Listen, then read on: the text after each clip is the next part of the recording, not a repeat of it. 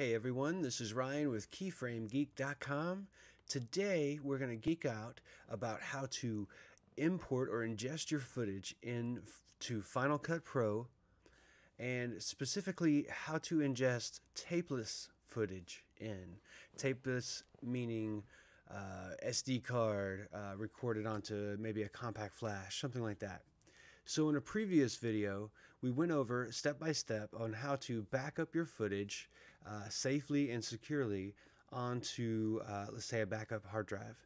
Today, we're going to take that footage, that backed up document, so to speak, and open it up and ingest it straight into Final Cut Pro. So let's get started. Enough with that chit chat. So here we go. Here is the footage that we backed up. It's in a DMG file, and the way Macs read these, if you double click on them, they basically show up like a hard drive or like a disk or something. In this case, it brought up a folder here. Ooh, private. So that is the original data that came in off the card when you pressed record, and all the way throughout the entire session that you recorded that day comes into here. So it's in these really weird files, and unfortunately we don't have to deal with this. And in the previous video where we backed it up securely, so as you can see, this is write protected. Very important for backup footage. You can easily mess it up. So on to Final Cut Pro. So here we are in a Final Cut Pro document, and the very first thing that you do every time you get into Final Cut, of course, every time you change projects that you're working on, according to my workflow, and let me just say something real quick. Workflows are sort of studio and individually dependent on who is using them, and every workflow is specifically put together or for that studio or individual. In my case, I'm working with one other person full-time, and every now and then work with groups of people, and I find that the way I've put together my workflow and folder structure and all that fun stuff tends to really make all of that stuff much easier and smoother. So here we are back in Final Cut Pro, and the first thing we're going to do is set our capture scratch.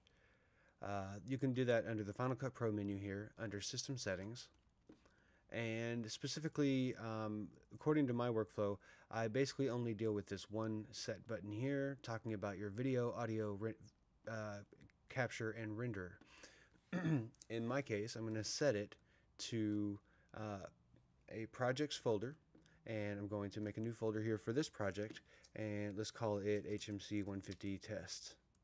So, there we go.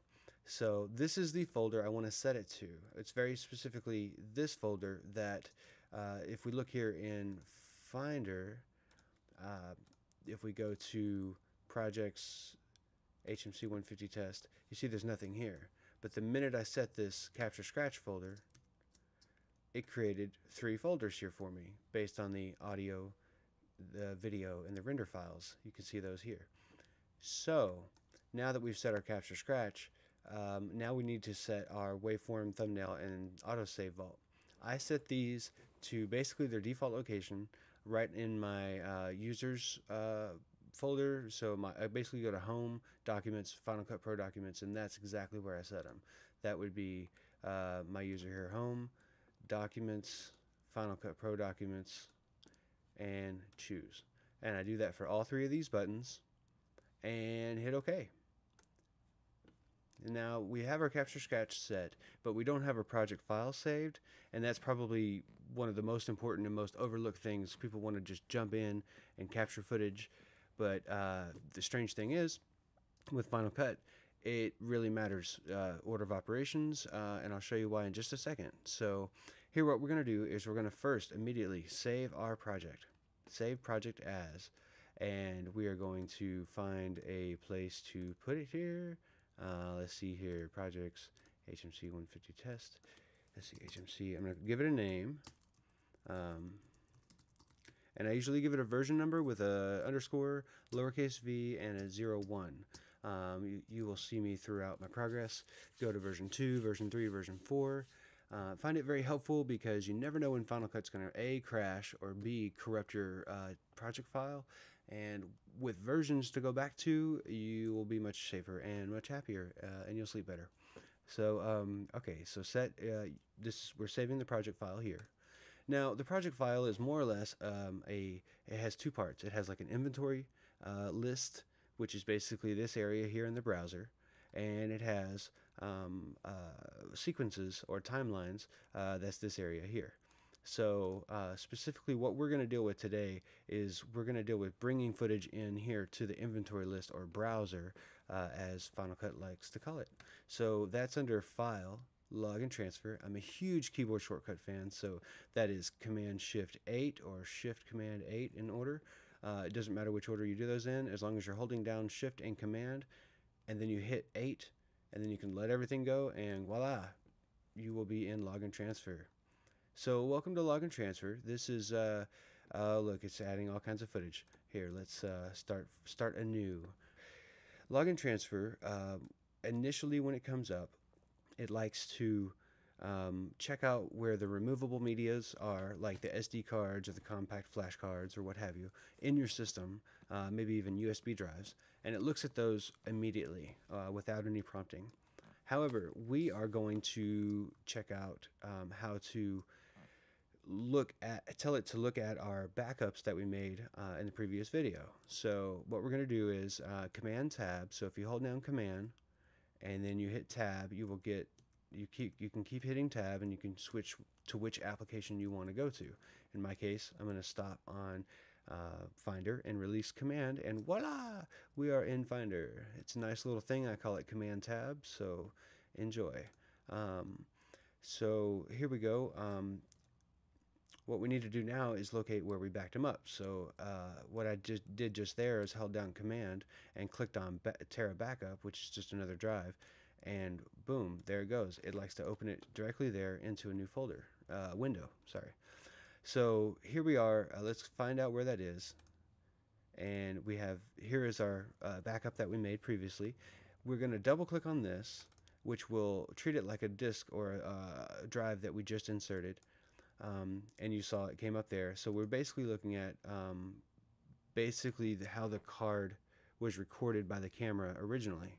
So what we'll do here is we'll tell it where to go, and by opening that, Final Cut recognized it. It saw it as basically removable media, and this is the cute little test footage I shot earlier for my camera.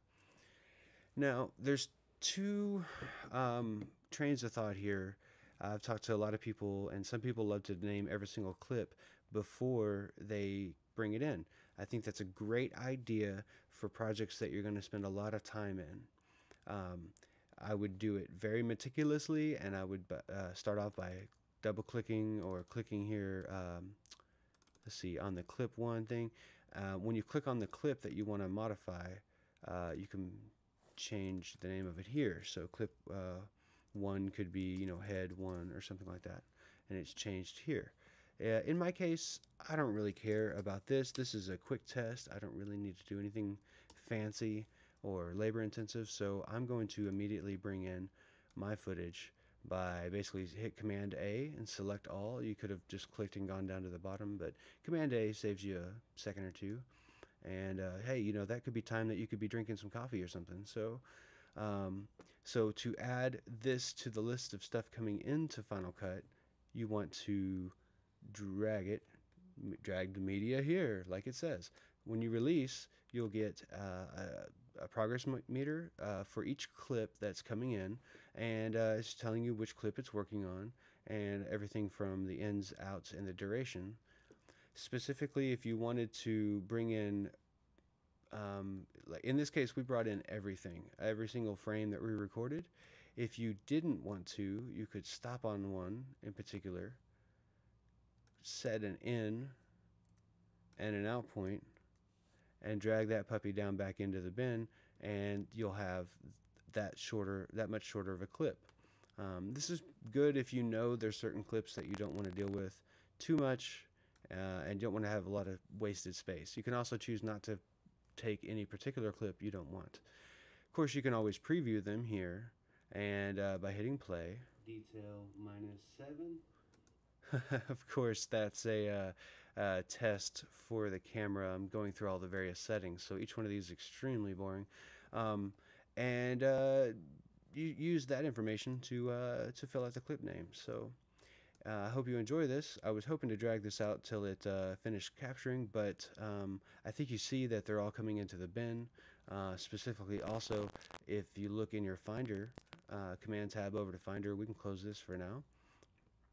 You'll see under the Capture Scratch folder, there's a folder here based. Its name is based on the file name, the project name that we started with. And if you go to the folder, you'll see that all these clips are coming in here. So 1 through what have you, 28 or so are, here we go.